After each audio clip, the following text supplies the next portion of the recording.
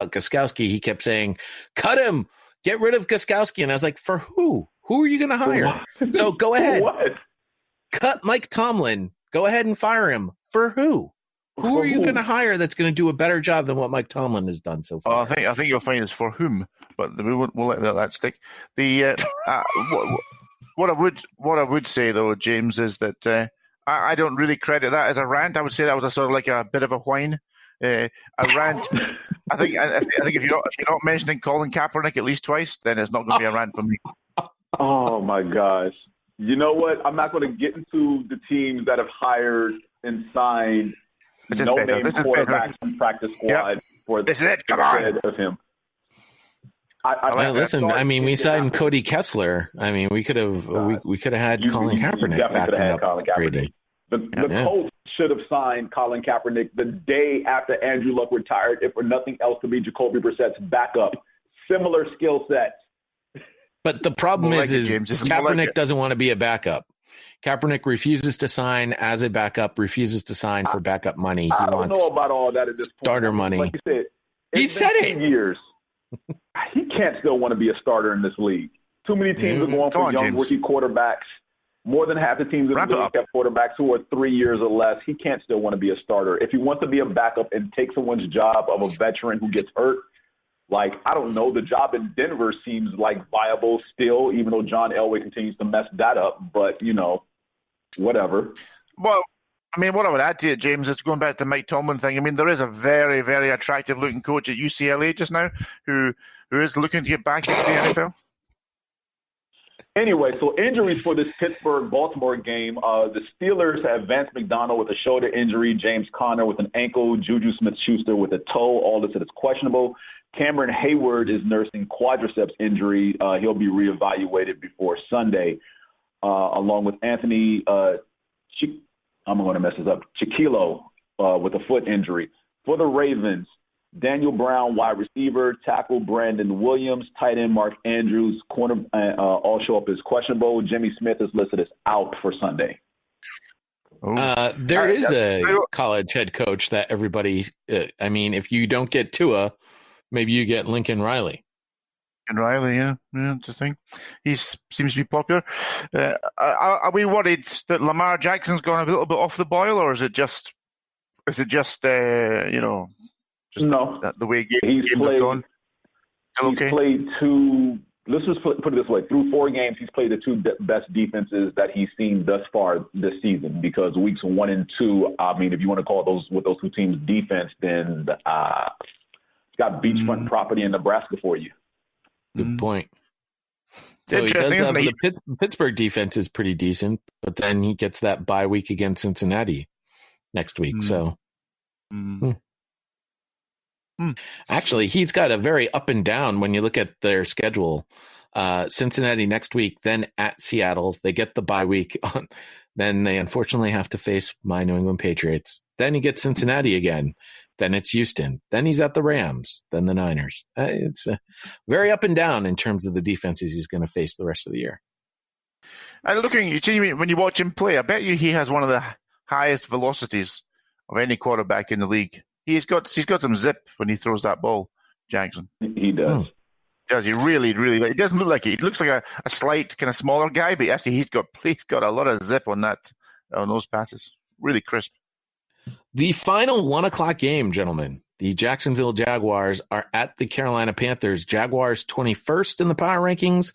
The Panthers are 20th. They are favored by 3.5 at home. Could these 2 teams be the mirror of each other? Stronger defenses, young running backs, questionable wide receivers, young quarterback. That's where the comparison ends. The porn star legend Gardner Minshew will take on the kid from the old Play 60 commercial, Kyle Allen. I'm going to take the legend in this game. I guess this is more of my upset special because you guys are going with the Carolina Panthers in this one.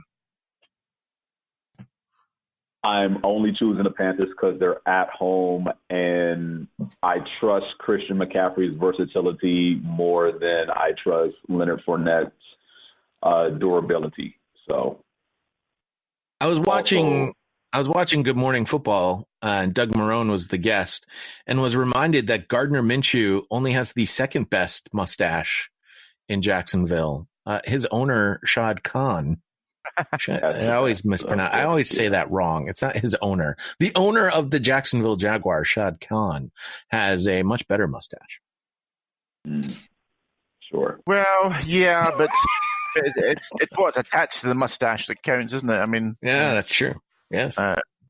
You've got to say that this Minshew guy, it's been a real breath of fresh air in the league, hasn't it? I mean, really one of those great stories. You know, guy who came from nowhere to get a start, and he just seems to have that certain je ne sais quoi, which all quarterbacks need, and it's a great watch. It might not last. Who knows? He might be out of the league in a couple of years, but it's been fun. Hey, it's been really fun. Well, that was going to be my next question. Does Nick Foles get the job back? At this point, no. Yes. I would say yes. Let's put it, if the Jaguars are putting up more points, I question it. They're not putting up enough points, and they struggled last week against a Denver team they pretty much should have blasted out the gate. When they finally realized that Denver couldn't stop the run and they rammed Leonard Fournette down their throats, that's how they got back in the game. It had little to do with Minshew. I mean, he managed the game and made the throws they had to make when called upon, but they leaned on Leonard Fournette to beat the Broncos last week. That had nothing to do with Minshew. And that's pretty much the formula they should lean on for the rest of the season, but they're not. They're going to fall in love with the hype and give this kid, a wide open offense to do whatever he wants in. And at some point he's going to get exposed because, he's a rookie. So someone's going to show that this guy is a rookie and not this savvy Houdini on the football field. And when that happens, that, fans will just be up in arms because unfortunately it's what have you done for me lately, and what you did yesterday is more important than what you did 5 weeks ago. I got to tell you, though, James, Gardner Minshew, 7 touchdowns to 1 interception. He's got a 106.9 ranking, which is the highest by a rookie in his first 4 career games in the Super Bowl era, with a minimum of 50 attempts. He didn't throw for any interceptions last week, did throw for 2 touchdowns and 213 yards. Listen, it's definitely a small sample size, but I see a lot more potential in Gardner Minshew than I've ever seen in any Jaguars quarterback. We'll take Nick Foles out of that equation for now. Martin Brunell. Since Byron Leftwich. True. All right, we won't go all the way back in Jaguars history. In recent, Jaguars history. You can look at it and say, well, yes. In Jacksonville, their wide receiving core is not great. It's Cincinnati-esque in terms of its ability. But what I would say is that when that defense becomes Saxonville, then that makes a rookie's quarterback in life much easier all around, because he's going to get short fields and get the backup of a defense. But I don't know. I mean, you've also got to take the intangibles here and say, he's brought a feel-good feeling to the team, to the organization, to the fans, and that carries a lot of weight. I think he will. Foles likely get his job back, but I think it won't be until Minshew has a couple of bad games. Well, what do we have for an injury report? Because Jalen Ramsey, with that air quotes back injury, is not expected to practice today or play on Sunday. Defensive ends Dwayne Smoot and Lorente McCray also show up on the injury report as questionable, along with linebackers DJ Alexander and Josh Allen, along with safety Rodney Harrison. And Minshew is nursing a knee injury. He was limited yesterday in practice. For the Carolina Panthers, Chris Hogan and Kawan Short were placed on injury reserve earlier this week. Other players showing up in the injury report include safety Eric Reed, nursing an ankle. Bruce Irving is listed as questionable. Offensive tackle Greg Little didn't participate due to concussion. Defensive end Brian Burns has a wrist injury. And Dante Jackson, cornerback, is nursing a growing injury. By the way, in that Doug Marrone interview I saw this morning, he also mentioned that he came across a jock strap on the floor of the locker room. Gosh. And he said, well, one, he's like, this is clearly Gardner's. But he also said that it's the first jockstrap he's seen in the locker room in a number of years. Are these guys going out there commando playing football? Because that's really disturbing. That's interesting. Yeah, they don't wear cups either. No, that's right. You James, obviously been researching that deeply, but I would say that the what you see when you see guys get on the ground, you see them pulling up pants. Calvin Klein written across the band of their underpants or boxer shorts, whatever they're wearing. So yeah, I think those days are gone. Interesting. Also notice that when players get a little rowdy in the piles and start kicking and flailing, you notice a foot going towards the nether regions. Guys tend to jump back very quickly. That's a nice telltale sign that there's no protection down there. Yeah, they stopped wearing cups about 15, 20 years ago. If you listen to some of the former players on some of these sports show sets, whether it be at Fox Sports, NBC Sports, ESPN, they don't wear cups. They haven't worn cups in a while. And some of these guys just recently joined these comment tables within the last 5 years. So, and they've each played like 10 plus. So, I mean, these guys haven't worn cups since like the 90s. And I'm being generous. I mean, it just says so much about society. What's gone wrong in the world where you can't get into some sort of scrum with a group of guys and grab them by the crotch? I mean, it's just what a depressing world we live in. Jeez. Well, I was also going to add that while we call it colloquially a jockstrap, the technical term is a supporter. You would think you'd want a little support. Well, I'll tell you, Mr. Jockstrap will not be happy. He'll probably trademark that. I bet you wouldn't. 4 o'clock games, as you requested, James. And we begin with the Denver Broncos at the Los Angeles Chargers because they kick off at 4:05, unlike the Packers Cowboys who kick off at 4:25. Chargers are 13th in our power rankings. The Broncos are 27th. Chargers favored by 6.5. This is pretty much all you need to know about this game. Broncos, 17.5 points per game on offense, 23.3 points per game allowed on defense. The Chargers, 22.5 points per game on offense, 18.5 points allowed per game on defense. Going with the Chargers, as we all are. Neil, you're locking it in. Well, yeah, I've got to say I'm a little bit concerned. The Broncos worry me a little bit. I mean, they could be rivaling us for that number 1 overall pick.